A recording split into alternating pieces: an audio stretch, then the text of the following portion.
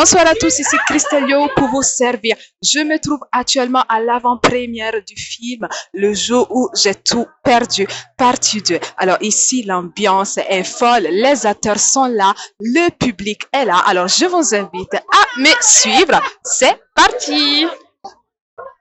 Mais je sais en qui j'ai cru, celui qui m'a secouru et par qui j'ai survécu. Après tout ce qui m'arrive, tout ce qui m'arrive, rien ne se perd, tout se transforme. Seul je crée, seul je console. Tout ce qui m'arrive me rend fort. Tout ce qui m'arrive, tout ce qui m'arrive, tout ce qui m'arrive. Vous avez bien j'espère. Vous êtes calme. Vous avez aimé le film ou pas? Bonsoir à tous, je me présente. Je suis Christelle, votre MC de ce soir. Et je suis très heureuse de partager ce moment avec l'équipe Rema Life. Merci beaucoup pour ce film. Excellent. Et j'espère que vous avez passé un excellent moment. Donc là, je vais appeler l'équipe sur le podium. Toujours des applaudissements, ne soyons pas là. Toute l'équipe peut nous rejoindre.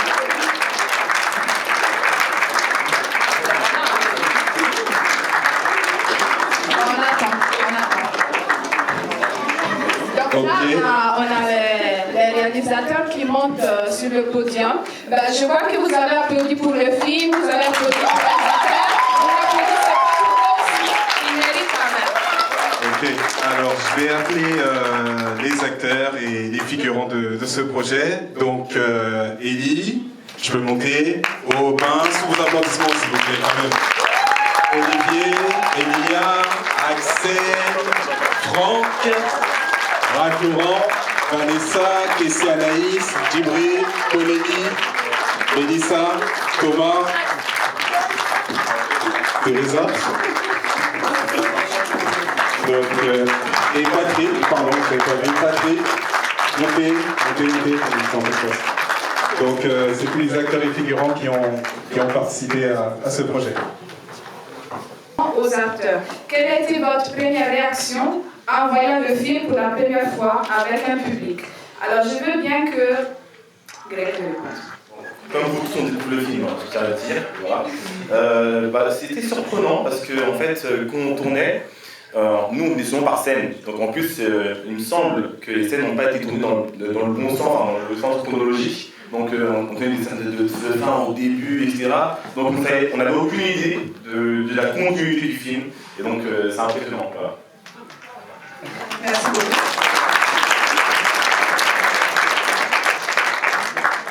Alors, je veux bien qu'un volontaire réponde à cette question. Comment vous êtes-vous préparé pour ce rôle en particulier?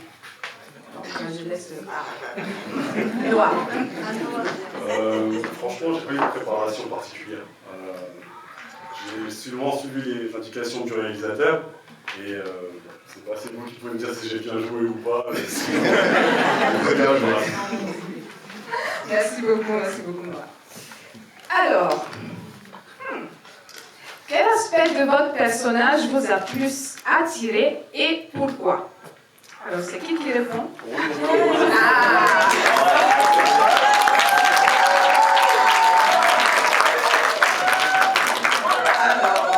Attirer, c'est un grand mot, parce que c'est vrai que c'est pas un rôle facile. Femme battue, je ne dirais pas attirer, mais ça a été challengeant. Ça a été challengeant de se mettre à la place d'une femme qui doit porter sa famille, qui est dans une situation compliquée, qui est seule, qui a la foi, mais même la foi un peu compliquée, donc bref, qui est vraiment seule. Et c'est vrai que c'est challengeant de sortir complètement de son système de pensée, parce que c'est vrai que quand on ne le vit pas, on ne peut pas comprendre. Donc c'est sortir de son système de pensée et puis se mettre à la place de quelqu'un d'autre, comprendre peut-être les choix, pourquoi rester dans ce foyer, pourquoi agir de telle manière. Donc voilà, je dirais tout ça. Merci. plutôt poser la question aux réalisateur. Déjà, vous pouvez nous expliquer la vision de Rema Life? En fait, la vision de Rema Life, on a créé ça en 2020, fin 2020, David et moi, du coup. Moi, c'est moi le réalisateur, c'est moi qui suis derrière la caméra, c'est lui le scénariste. Et en fait, on a créé Rema Life parce qu'on avait à cœur de faire des films. En fait, en gros, au lieu que ce soit que des enseignements, on voudrait faire des films qui parlent à la jeunesse. Voilà, la jeunesse, sur tous les thèmes. Là, c'était le thème de la drogue, le thème des problèmes familiaux. Du coup, voilà, la vision en fait, de Rema Life, c'est en gros toucher la jeunesse à travers des films, à travers des séries. Le micro. Ah, excusez-moi.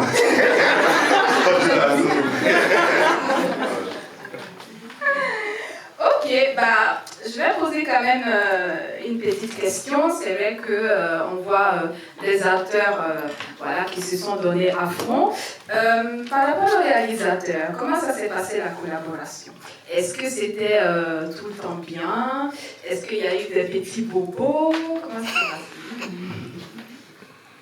Vous êtes blessé? Non, c'est très blessé. Dans mon âme. Scénariste. Dans mon âme. Oui, voilà. Alors, comment... pardon, tu peux répéter la question? Elle est un peu longue. Alors, en fait, je vais être plus claire. Je demande si entre vous deux, ça s'est bien passé ou pas. C'est dans le sens où est-ce qu'il y a eu la paix, est-ce qu'il y a eu un moment où l'autre boudait son ami. En fait, c'est ça que je voulais. Non, dans l'ensemble, ça s'est très bien passé. Après, Yanis, on se connaît depuis 2016, je crois. Donc, non, je connais déjà le personnage, donc non, ça s'est très bien passé. C'est bien passé, mais au moment, voilà, j'ai un peu repris sur le scénario parce que je trouvais un peu trop plat.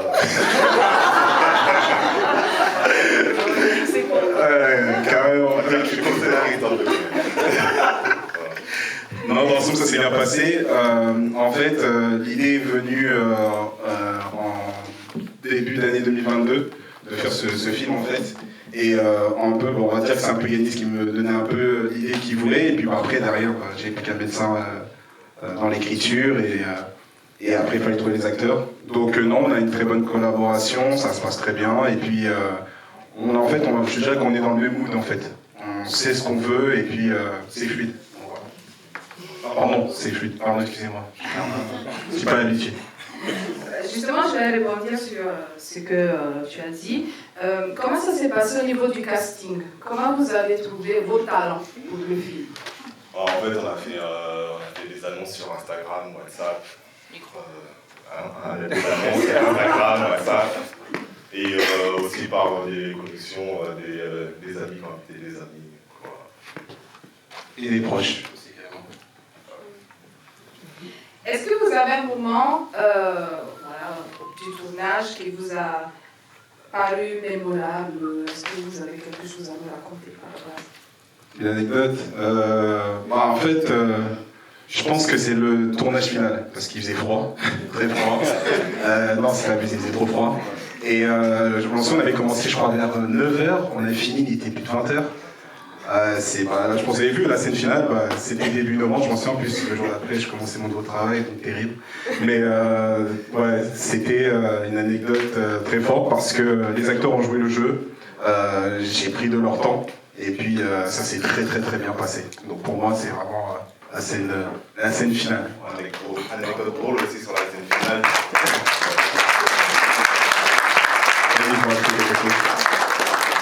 Une anecdote drôle sur la scène finale, c'est que vous avez vu, c'était la scène avec les policiers. Justement, nous, après, on s'est fait contrôler par les policiers. C'est vrai, on s'est fait contrôler. Alors, en fait, lui, il allait se faire contrôler tout seul. Et moi, nous, avec la team, je sais plus, on était avec Podeli, et Elisa, on allait partir.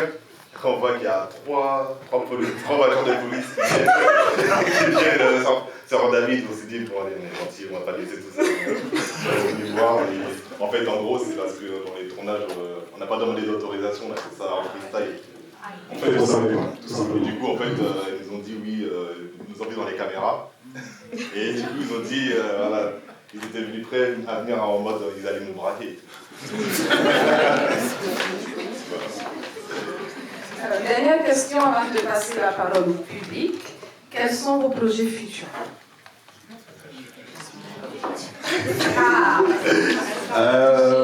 Projet futur, c'est vrai que là on est plutôt... alors, il y en a un... comment on va recommencer on va reprendre déjà tout ce qui est interview. On a mis en place un concept qui s'appelle Réma Découverte. On en a fait un avec l'artiste Cook qui est sur YouTube. On va reprendre ça et puis on va retourner aussi l'écriture. On a déjà une idée de ce qu'on veut faire. Et est-ce que ça va sortir en 2024 ? Je ne peux pas vous le dire, j'en ai aucune idée. Parce qu'il faut que j'écrive. Et puis après, on peut faire aussi également, je dirais, on va organiser aussi des événements qui ne sont pas forcément liés à la partie artistique. Mais on donnera plus d'éléments assez simplement sous peu. Restez connectés sur notre page Instagram. Bonsoir tout le monde, bonsoir l'équipe. En tout cas, on a été ravis d'assister à votre avant-première. On avait déjà vu la première partie. Je ne sais pas si tout le monde l'a vu, mais c'est une bonne suite. Et on espère, étant donné qu'il ne faut pas se faire tirer dessus comme ça, et puis, on espère vraiment la troisième partie. Et sinon, ma question, vous avez un financement ou comment vous tournez ? On s'autofinance, en gros, c'est nos finances personnelles. Wow.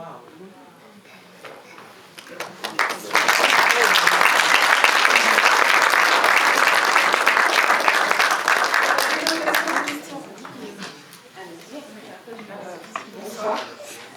Félicitations, c'était super. J'aimerais savoir combien de temps ça vous a pris pour faire tout ça.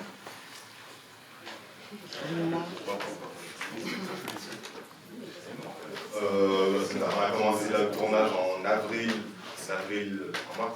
mars 2023, et on a terminé en novembre, fin novembre.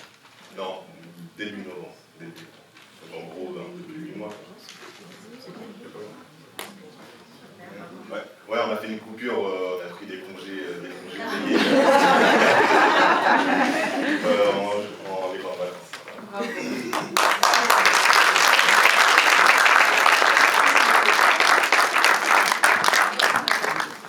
Bonsoir, déjà merci beaucoup pour la présentation, vraiment bravo à tous et à toutes.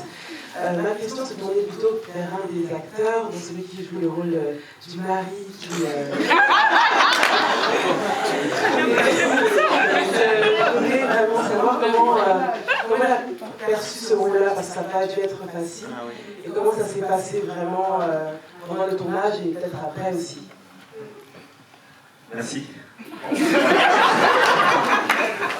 fait, la première partie, lorsque nous avons tourné, la première partie c'était vraiment difficile, personnellement, parce que j'avais reçu pas mal de retours où les gens me disaient ouais mais t'es violent, t'es méchant, trop. Alors que j'étais obligé de me justifier à tout le monde. C'est juste le rôle. Mais bon, voilà, pour répondre à votre question,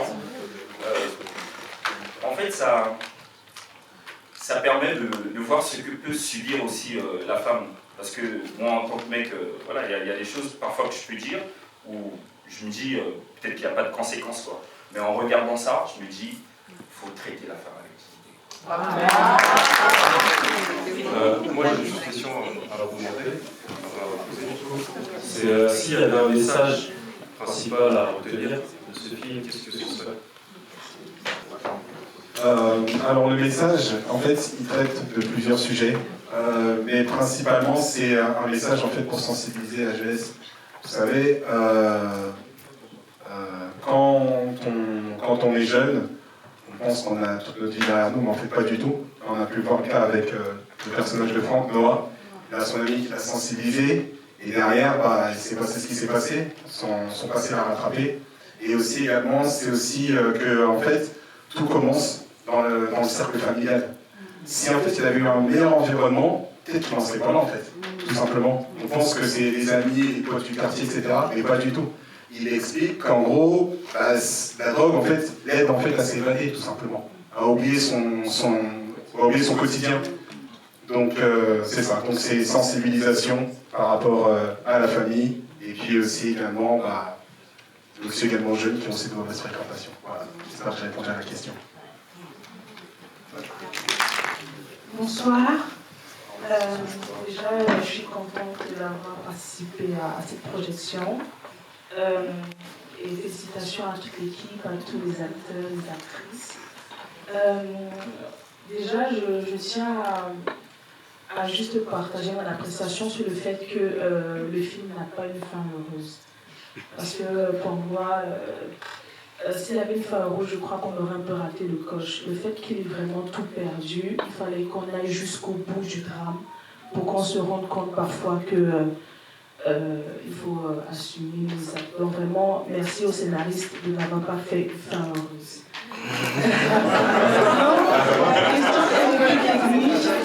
C'est pourquoi en fait avoir fait un film sans couleur, un film très fade. Est-ce que c'est toujours en lien avec le fait qu'on va tout perdre ou est-ce que c'est voulu, c'était juste un choix esthétique? Moi, c'est un choix esthétique en gros, comme c'est pas vraiment une histoire. C'est une histoire joyeuse, mais en même temps pas trop joyeuse. Il fallait devenir vraiment un peu terne, un peu grisaille pour montrer en gros. Pour montrer qu'en gros, c'est pas. Pour susciter l'émotion chez vous. Après, je sais pas, ça plaît ou ça bonsoir à tous. En fait, j'ai une question, parce que vous avez joué, il y a eu le rôle de la foi, qu'il faut croire. Est-ce que vous avez la foi?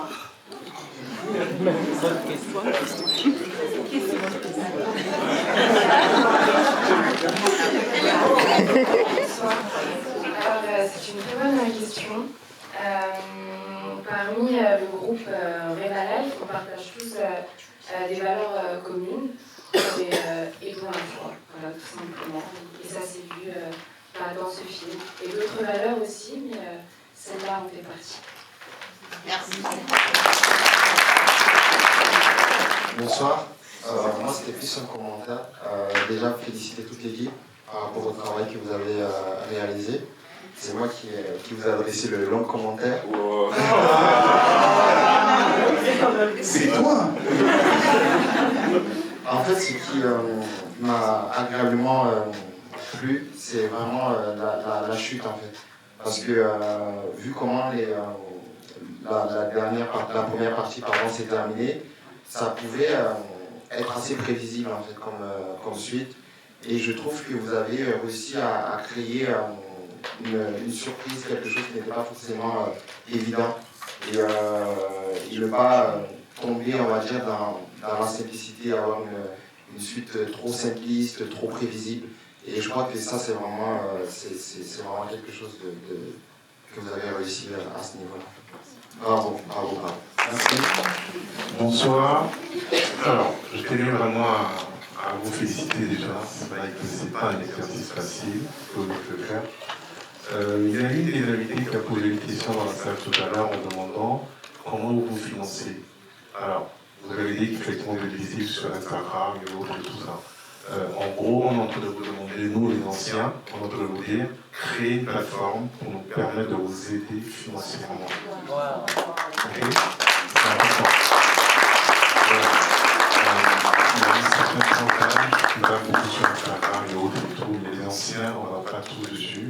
Donc c'est juste un conseil, créer une plateforme qui va permettre à ce que, si nous on veut semer dans ce œuvre-là, et que ça puisse être possible. Voilà, c'est juste ça encore. Merci en tout cas. Merci.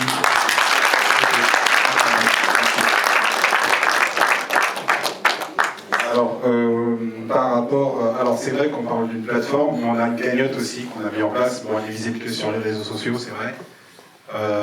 Mais l'idée de mettre en place, je pense, une plateforme, je pense, un peu plus parlante qui permettra à n'importe qui de soutenir ce projet, oui, c'est une excellente idée. On va se pencher là-dessus, mais il y a déjà une cagnotte qui est en place, qui est présente sur notre page Instagram, et aussi sur nos différentes web-séries, courts-métrages qu'on a déjà réalisés sur YouTube. Voilà.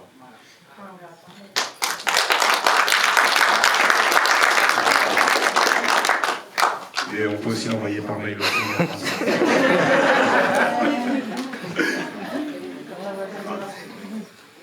Donc c'est la fin des questions. Encore une fois, merci. Ah, Madame, vous êtes la dernière.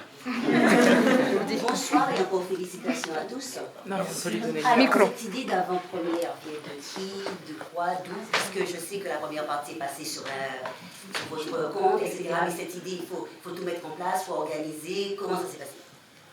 En fait, on avait besoin de fric, du coup. Non, en fait, on avait voulu concrétiser cela par. C'est dit pourquoi pas essayer une avant-première. Franchement, pour être honnête, c'est moi qui ai eu l'idée en premier. J'ai proposé à David, je lui ai dit, j'ai vu des gens qui sont. Des groupes de gens qui font des avant-premières comme nous. Je me suis dit, ouais, pourquoi pas nous? En plus, ça permet aussi de pouvoir voir un peu le public, de pouvoir avoir les avis en direct. Donc voilà, après c'est un petit moment sympa et tout, on a pu voir notre film en grand écran, voilà tout ça. Le début de la toile. Voilà. Qui ont fait le déplacement, merci à l'équipe. Encore une fois, un tonnerre d'applaudissements.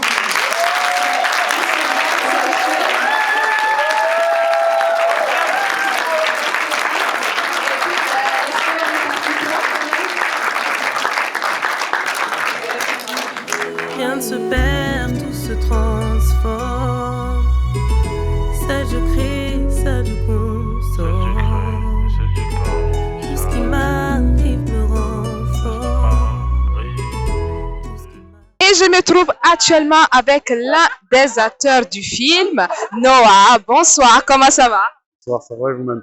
Ça va très bien. Alors, quelles sont tes impressions? Le film a été diffusé, comment tu te sens?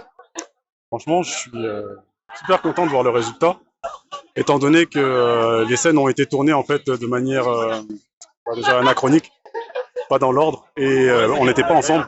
Donc ça veut dire que chacun a eu une surprise en regardant la diffusion. C'est franchement l'aboutissement en fait de presque un an de travail et d'une aventure, parce que mon personnage malheureusement ne reviendra pas.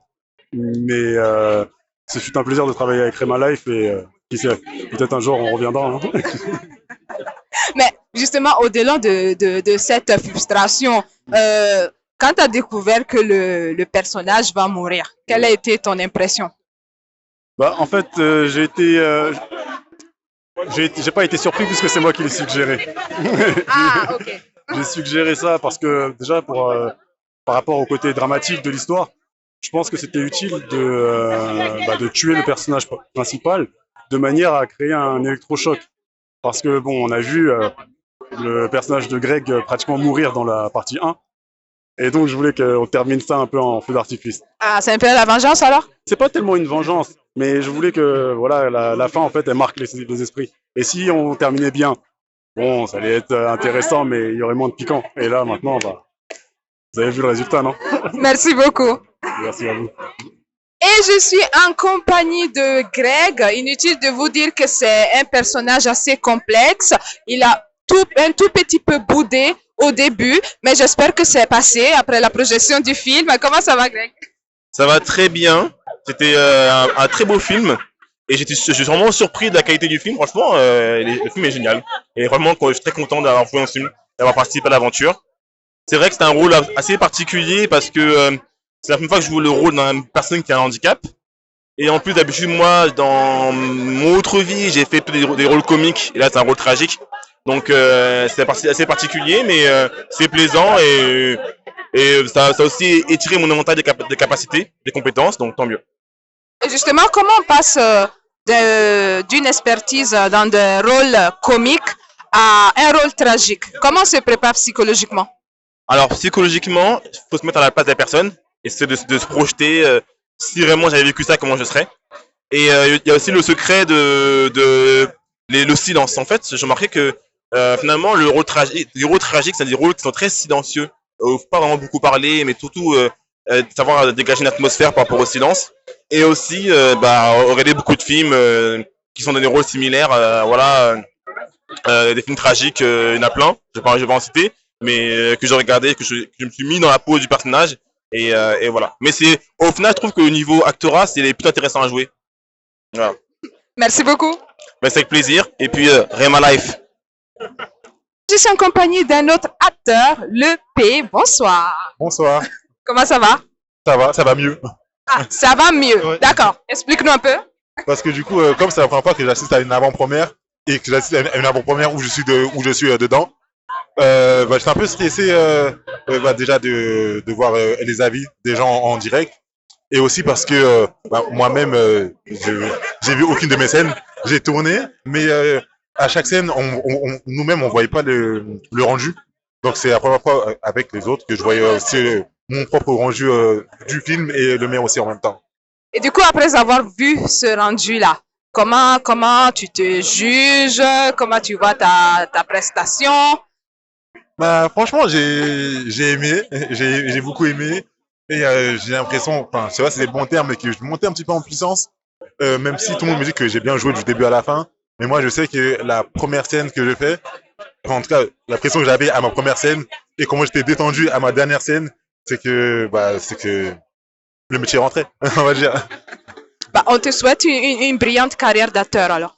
Merci, et j'attends de voir s'il y aura une partie 3. Je laisse le suspense. Merci beaucoup. Je suis en compagnie de Tatiana.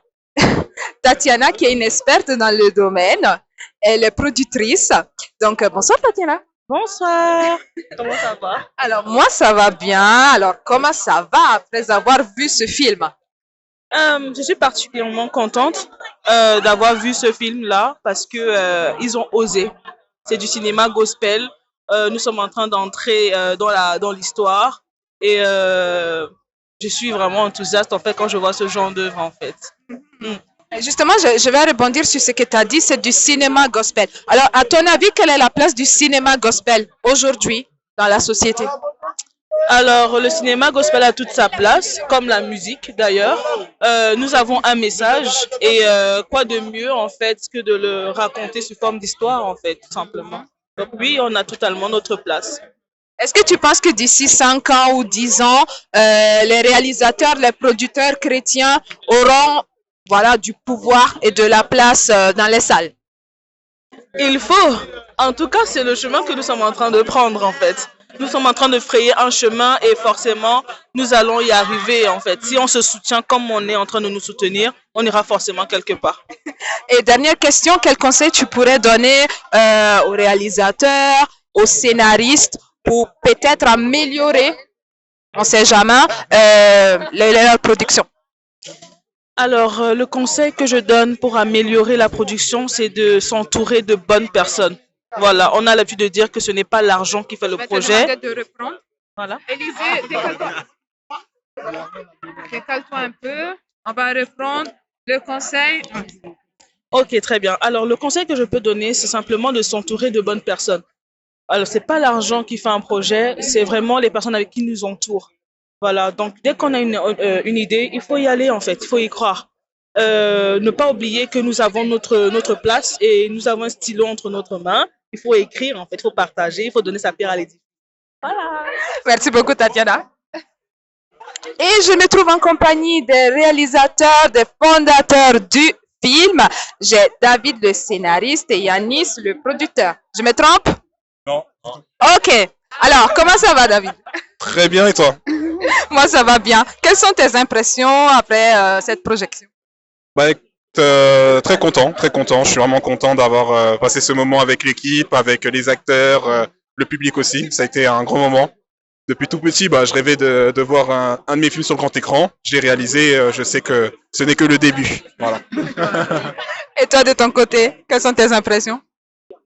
Franchement, je suis très content de la soirée. C'était vraiment bien passé. On a eu de bons retours. Donc, franchement, c'est une très bonne soirée. Ceux qui n'étaient pas là, on a raté.